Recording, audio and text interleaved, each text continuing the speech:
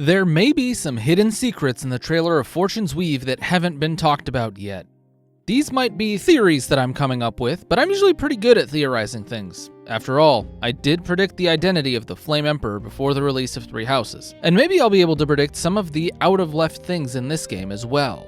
I know you've all been enjoying the Fortune's Weave content so far because it took me like 3 days to get through all the comments you guys have left on previous videos, so definitely don't forget to subscribe because there's a lot more here where that came from. Like I said in my previous video, we have 3 months and I'm only getting started. So to start off the video, I wanted to talk about one very important gameplay feature that I noticed and I realize a lot of you are commenting on. The choice of which route to go down in Fire Emblem Three Houses was heavily influenced by which main character you liked the most, but a lot of people also took into consideration the different units in each house and which group they liked the most. I have no doubt that each individual leader is going to have some different units that may be locked to their route, and honestly that's a really good idea for replayability value. I have no issue with that, but I genuinely believe that the recruitment in this game is going to operate drastically differently than it did in Three Houses. There, our units were set, and they did not change whatsoever all through the end of the game. In a normal playthrough, you had a chance of recruiting 2 units, maybe 3 if you optimized it from the opposing houses, but for the most part you were stuck with the group you chose at the start. I think this is going to be very different in Fortune's Weave, and here's my reason why. The setting here is drastically different to the setting of Three Houses. There, we were all in an academy that was already segregated by the different classes, with house leaders specifically coming from each one of the major countries in Fodlan. It was clear-cut and separated there. In Fortune's Weave, this seems to be very different. We've never gotten the angle that we got in Three Houses, where there are distinct and separate groups. Lita, Kai, and Dietrich all seem to be on solo missions, trying to accomplish very selfish and specific goals, while Theodora is a queen that is fighting for revenge but the vision of her people and country. If anything, she's the only one here who truly strikes me as a classic quote-unquote retainers kind of group, though Kai is definitely going to have the glasses girl tagging along with him.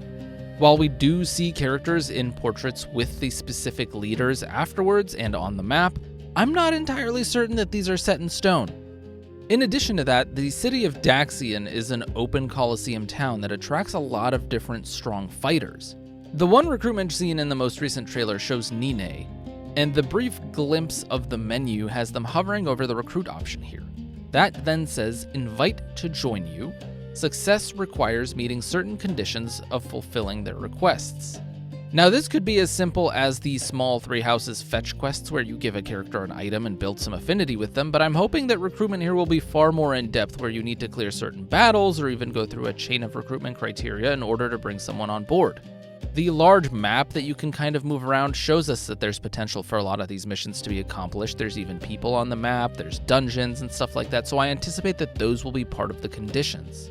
At least, that's what I'm hoping, because I want recruitment to feel meaningful and deep as opposed to just a quick pickup.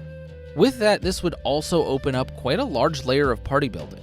If, say, you have 4 core members with each leader, and then you can recruit maybe 10 to 12 more while having a full roster of maybe 30 recruitable units. This would be in line with the average amount of deployment slots in Fire Emblem, while also leaving a lot of room to mess around and experiment with recruitment combinations in subsequent playthroughs. So yeah, that's my theory for how recruitment's going to work in this game, and I hope it's true because I feel like it'd be quite unique. Alright, that first theory took up a lot of time, but I think it was worth it.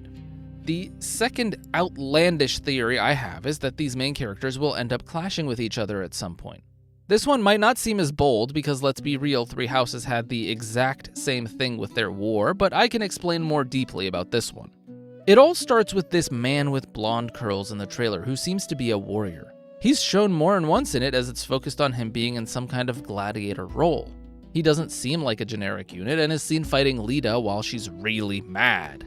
In the second trailer, she mentions a man named Lechner and wanting to choke him out for what he's done to her. These two kind of go hand in hand to me given the degree of anger that she has, and makes me want to assume that this man here in the first trailer is Lechner, or someone very close to him that works under him. But wait, there's more to this theory because I'm not quite done yet. You see, this man looks like a pretty basic gladiator. He's donned in gladiator garb, is using an axe, and has red paint on his skin all over.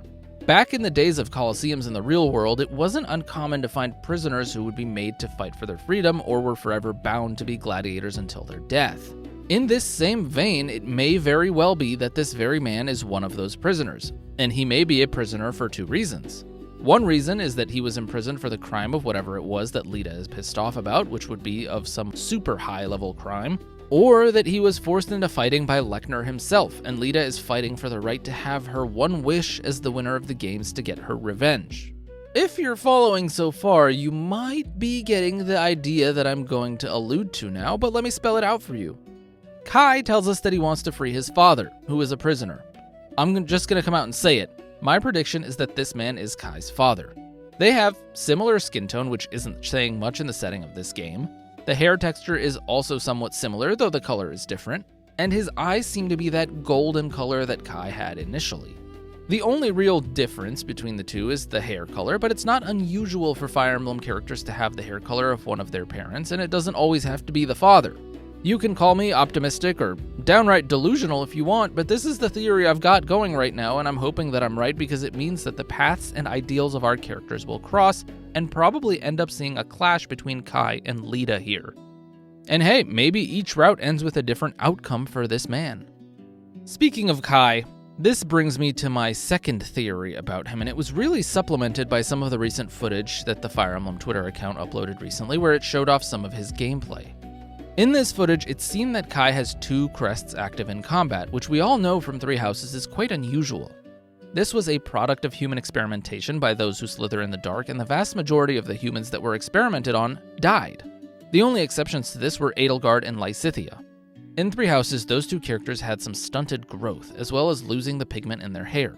Kai is described to be 15 years old, so unclear what his final growth will look like, but his hair color is retained here. The only thing different we see is that his eye colors change, which is an element that we see in Byleth when he gets his powers and from merging with Sothis. We also have new art for him where you can clearly see that he has some kind of red gemstone embedded in the palm of his left hand. Well, what if this isn't a gemstone specifically? What if this is a crest stone? We know what crest stones look like because they power the crest weapons and glow red while they're active, which is kind of what Kai's does when he's casting a spell. But his eyes also glow red. I have to wonder if this is a natural occurrence where it fused with his hand, or if the human experimentation is a thing here. His initial crest that we saw in the first trailer was the crest of Aubin, which we saw worn by another unit in the trailer, Nine. But he now has the crest of Gautier, which is shared with Theodora, who we know has it. I'm telling you guys, I said in my last video, but this kid gets more and more interesting with each piece of information that we get. There's something going on here that we really don't understand, but he could be related to Theodora somehow, or experimented on to share that crest. Who knows? I don't have anything to further extrapolate, but I thought this was quite interesting, so I figured I would theorize about it. Now let's take a little break from the story theories, because the next story theory is just completely insane, but I want to talk about some gameplay now, just very briefly. The new Twitter video is the gift that keeps on giving because it gives us another glimpse at weapon durability. Kai's initial lance in the first trailer was a bronze lance with 25 durability, while in this Twitter video it's shown to be 20 durability. This seems pretty interesting because with combat arts using durability, I have to wonder if this is their attempt to try and create a tighter economy on combat weapons and reduce the use of combat arts unless absolutely necessary. The lance that he's holding in the Twitter video is translated to be a steel lance, which is interesting and especially prominent considering the durability in 3 Houses was much, much higher, almost double, I think. Not exactly a big theory, but I wanted to cover this here really quickly. Anyways, back to the juicy bits. One thing I kind of glossed over in my initial review of the newest trailer is the lady who seems to be our villain. She asks us to rejoice with her at the advent of the underworld. Now strap in, because this theory is going to get completely wild, trust me. I spent 4 hours going down this rabbit hole this morning, and I'm pretty proud of my conclusions. This woman very clearly matches the descriptions of a dragon, and possibly a Nabatean, depending on the timeline we're in, because she has the green hair and pointed ears that we're all used to, and she's not hiding them. She also has the spiky purple designs that we sometimes see in our villainous characters. She's also holding what seems to be a baby in her hands, but more on that later. But honestly, now that I look at her, she reminds me of a recent dragon that we fought very recently. And I know you all are probably going to laugh when I say this, but that dragon is Sombron. Hear me out. Don't jump to conclusions just yet. We all know that some games, while being featured in different settings, can be connected, like Arcanea and Valentia, for example, with Duma and Milla being dragons that came over from Arcanea initially. There's also the loose connection between Awakening and Tellius with Priam. What if this world, that is currently unnamed by the way, is connected with the world of Engage, Elyos? Sombron is not from Elyos originally and traveled there through an otherworldly gate. Well, how convenient that we can see what looks to be like quite the otherworldly gate right behind our new mysterious dragon lady here. Sombron also left after his entire family were killed, and the Nabateans were all killed. He's described as a fell dragon, and we know that the dragons in Three Houses are all different types and elements, so it's entirely possible that fell dragons could have existed in this world too. We also know that there's a void called Zaharas that was mentioned both in Three Houses and in Three Hopes, but what if Zaharas has some kind of gate that allows you to travel to the other worlds or regions? We already know that Sothis controls time, and time is generally paired with the element of space. Sothis is also from somewhere that we have no idea about, presumably somewhere in space, so what if these dragons are traveling through space and time to get to where they are? It's literally Dialga and Palkia all over again with Giratina controlling the shadows. Our unnamed planet is Sinnoh. Jokes aside, what if that baby is Sombron? Sure, he doesn't have the green hair that the rest of our Nabateans have, which does poke a hole in this theory, I will admit, but it could have always been altered by him traveling through time and space to get to Elyos. Or magic. Magic is always the easy way out for everything. I know, trust me, that I'm massively reaching here, but with the mention of time traveling in the game's description online, I do think we're getting set up for some wacky story beats here. And if this is one of them and we're entering some kind of Fire Emblem multiverse, I wouldn't entirely be averse to it. The last theory I'll mention here is one that I think is most plausible, and that's that we're going to be getting a two-part story that is very similar to the way Three Houses was structured. And the reasoning for that is simple. In a browser-translated Fire Emblem Japanese website, I saw the description that you see on screen now. The story goes on to a new development. The Colosseum phase is likely just the first half of the game where you're building your army before the villain emerges and shit goes down. That tournament arc can't go on for the entire game, and our two dragons that we've seen will likely clash at some point. There are a lot of other elements that I haven't fully covered yet because I don't have ideas yet, but it seems fitting that this is the one I'm ending with, so definitely let me know what theories you have in the comments below, and we'll continue our coverage of Fire Emblem Fortune's Weave in the next video very soon. Peace.